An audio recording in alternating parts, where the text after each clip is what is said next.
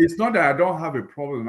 What I'm saying is that it's not the main issue. The main issue is that the system has been hijacked. We've lived with white supremacy since 1619, and we found ways to navigate them through the Civil Rights Act, through the Emancipation Proclamation, until this man walked down that elevator of hell. The escalator. Yes. So no, I'm not saying I don't have a problem. I'm saying that the problem now is that white supremacy has been given carte blanche. Yes. Because the media, when the media speaks with its authentic voice, things change. But the media is gone. Most of us now get our information from social media, which are much more authentic than the mainstream media. So yeah, white supremacy, I hate it to the core.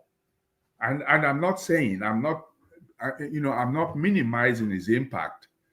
What I'm saying is I'm amplifying the role that white supremacy has played now into the mainstream media. Well, one thing that you brought up with the news, I think is very valid, is the fact that they're not holding him accountable. And when he kicked out the AP, in my opinion, they should have united.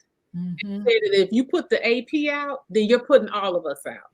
If you put them out and they can't cover, then none of us will cover. And that was a huge mistake that they made when they did not unite on principle. That we have the right to freedom of speech and the press.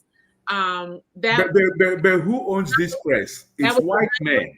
That was another crack, in the system that harmed us. You're absolutely right. And the other part is the fellow members of Congress. They have cowered to him. They're worried about being primary. They're worried, about all these things, and they have a responsibility to their constituents. I mean, and the U.S. House represents 750,000 people. Yeah. Each member in the U.S. House.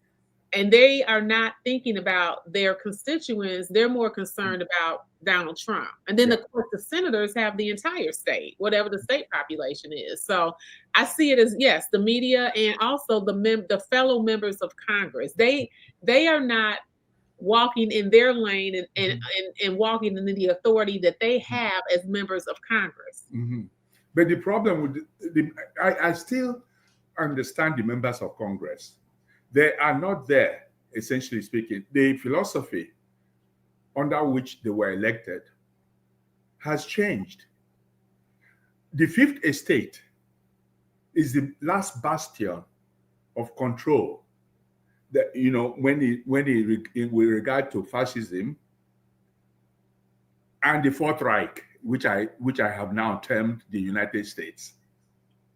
The media should not be tethered to the apron strings of anybody because it's called the Fifth Estate for a reason. You cannot primary the Fifth Estate. But however, the Fifth Estate has been primaried.